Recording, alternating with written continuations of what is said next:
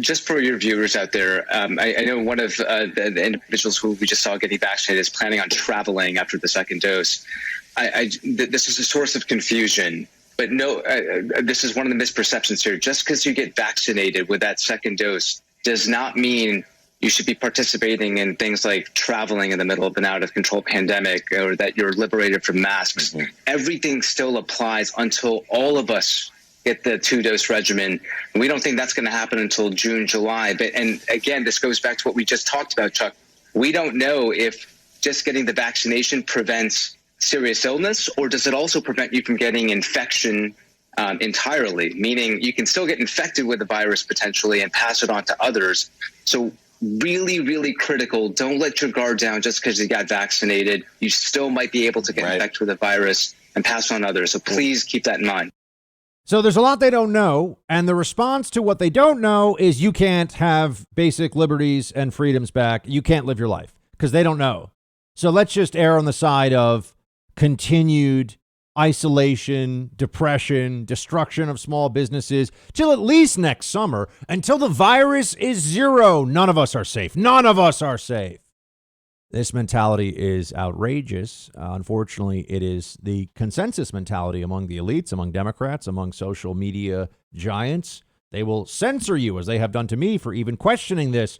We got another buddy, though, who also questions it and sees the damage, the devastation across the country and in his hometown area of Boston. Gerry Callahan is with us now. He is the host of the Gerry Callahan Podcast, longtime Boston radio legend. Gerry, thanks for joining us.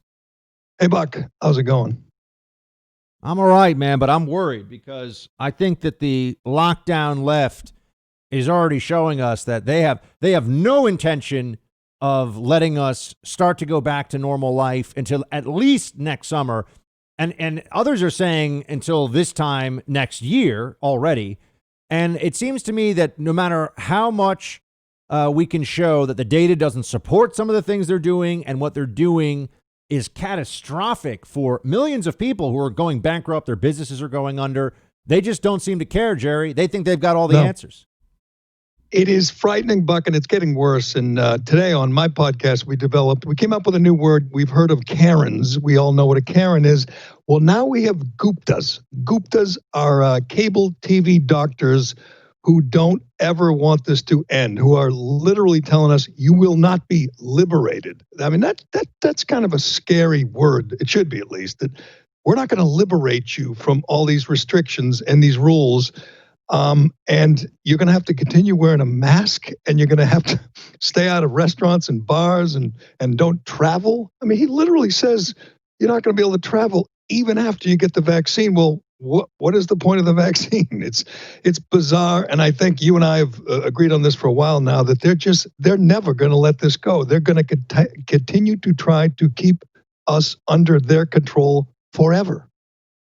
Well, that's where I wanted to go next, because I think that we should establish a kind of philosophical understanding right now of what we're actually facing here. Because let's just say, for example, that we were to listen to everything that these various blue check MDs who go on the different cable channels, the Dr. Fauci, who I honestly think is a disaster, and just, sure. I don't know if he's not that bright. I don't know what his problem is. His judgment is horrible. I think it's more that he's a coward, actually, than he's dumb. But you look at where this all goes, Gerry, and the moment that we start seeing stories in, let's say, May or June about, there's going to be some relaxation, the cases are way down, we've got, 50 million Americans vaccinated, 100 million Americans vaccinated. I can almost see right now, you're going to see stories about, but what about mutations? What about COVID-20? What about COVID-21? We have to keep these things, ready to go here, because and then I think people realize that if there's a zero risk to your health standard that these people can enforce and shut down your business and keep you away from relatives on the holidays, if that's the standard, they can use that standard going forward for other things too. Yeah, and once they're done with the mutations of the virus, and I know what we're moving on to. And John Kerry will be leading the way, and it'll be, we have to do these things to control climate change. It's for your own good. And I'm telling you, I don't know if you agree with me on this, Buck, because you're in New York City, I'm in Boston. I'm kind of disappointed in the level of compliance and the docile submission of so many people. I'm out every day. I'm running or walking the dog, and when I'm by myself, I'm not wearing a mask because why would I? Let me tell you, everybody else is. They are all going along with this, and they're accepting these measures, even if they make no sense. See, it's one thing if they tell you you must do whatever because of this reason, and they give it and they explain it. Well, here's what happened yesterday in Boston. The mayor shut all gyms for the next 3 weeks. I mean, they'd already been living with all kinds of restrictions and limited hours and space. And he just said, we're going to close all gyms for 3 weeks. And you know what the reason is? He didn't have one. He literally does not have one. They're not a hotspot. They're not a vector. I could give you the numbers. It's unbelievable. They do not. There's no evidence that the virus is transmitted in gyms. He just said, we're locking you down because that's what we did last time we did a lockdown, and we're going to follow that protocol. So he puts people out of work, puts people out of business, essentially, 10 days before Christmas, and doesn't really give them a reason. And if that doesn't outrage, I mean, it should outrage everyone as much as it does me and you, and it doesn't. And that, I don't know, that just bothers me. Well, one thing I think, and we're speaking to Gerry Callahan. He is the host of the Gerry Callahan Podcast, longtime Boston radio legend. Gerry, we've had a couple things coinciding here. One is that the lockdown left turned this into a kind of anti-Trump thing, that this was about, that there was this political separation. And that's why I'm running around now saying, forget about Trump. This isn't about Trump. This is about freedom. This is about what's true. This is about free discourse and individual liberty and businesses that should be surviving. And there's still this mentality, I think, of, oh no, but that's what Trumpers say or something. It has nothing to do, in my mind, this has nothing to do with Trump. This is about what's true and what's happening around us. And then there's also the most concerted suppression campaign I've ever seen in social media. I mean, I've been formally reprimanded by the social media giants for sharing CDC studies, for sharing things that I just say, well, look at this. Doesn't this raise the following questions? And they'll put these, fact checks that aren't actually checking any facts. They just say, well, this lacks context. Dr. Fauci said otherwise. Oh, I'm sorry. So now if Dr. Fauci says something, it's a fact check. That's fascinating because he told us at the beginning of the pandemic, when this was considered to be far more dangerous, actually, by the individual case fatality that it was, don't wear masks. That was Fauci this year, but now he's a one-man fact check. Oh, that's fascinating. He told us on March 9th, Buck, to don't hesitate to go on a cruise. Dr. Fauci told us to go ahead, go on a cruise, have fun. And by the way, go on Tinder and find love if that's what you're looking for. Dr. Fauci gave you his blessing, and we know he's been wrong about everything, and yet you can't challenge him. It is bizarre, and to me, it flies in the face of what we see every day on the streets. I'm walking around, you're walking around, you're seeing these restaurants and businesses and gyms just closed up, boarded up, gone forever. So you try to point out this real ancillary effects here, this real collateral damage, and it's like, yeah, but it's a virus, or people, they give you the number, 3,000 dead, and you say, but do you know how many people are unemployed or on drugs or alcohol, or their business is destroyed? And it's almost irrelevant. They don't want to hear it. They just say, yeah, but the virus. It's like the only thing that matters when your eyeballs tell you that there's a lot of other things going on that just are really, really bad for society as a whole.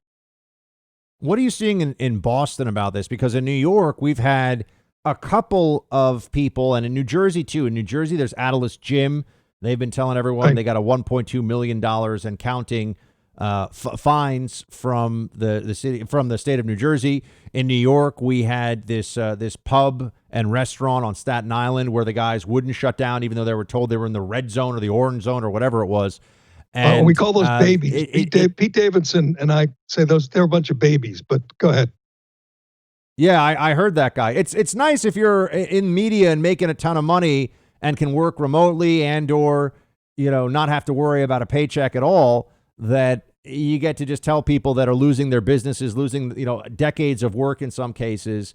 And the other thing that I would say, Gerry, is that when we see this, the chance that any one individual restaurant is a real problem in this pandemic, based on New York City's official numbers, is very, very low. They say they think there's 1% of the spread they can trace to restaurants. 1%? We're shutting down 10,000 restaurants? It's much like the gyms. They don't, like that Antilles gym. They have zero. They've had zero members test positive. And they've had something like 1 million visits since they opened up illegally. But you're right, restaurants, it's like 1%. Gyms, it's much, much less than 1%. So again, they're telling you to do things that make no sense.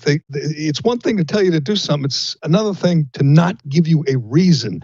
It's the same thing here. They came up with these new rules because there was a spike, and we know that most of the cases are at home or nursing homes or hospitals. So they decide, here's an idea. Let's make everyone go home and get out of the restaurants and get out of the gyms. And here yesterday, the restaurants were already operating at a limited capacity. Yesterday, they closed all bar seating. No reason given, just we decided we have to do something here to make it look like we're trying to protect you from the evil virus. So we're not going to let people sit at the bar anymore. And they're just going to keep coming up with new measures until every damn restaurant is gone. I mean, the last number I saw was 5,000 restaurants in the state, restaurants and bars that have gone under. It's obviously higher in New York and across the country. And it doesn't seem to affect these public office holders who risk nothing, who sacrifice nothing. They just sit there in their office and say, you know what, I'm just going to put another 1,000 people out of business and put another countless thousands of people out of work before Christmas, and they don't bat an eye. It's remarkable. It is. Gerry Callahan, I'm with you on this stuff, man. Keep the faith and hold strong up there in Boston. Go check out the Gerry Callahan Podcast, wherever you listen to podcasts. Gerry, thanks so much for joining us, man. We appreciate it. Thanks, Buck. Good talking to you. Hey, Team Buck, thank you so much for watching The First on YouTube. If you like this video, please click that little thumbs up button so then it will log as liked. And also, if you want to see more great content from The First, please click subscribe.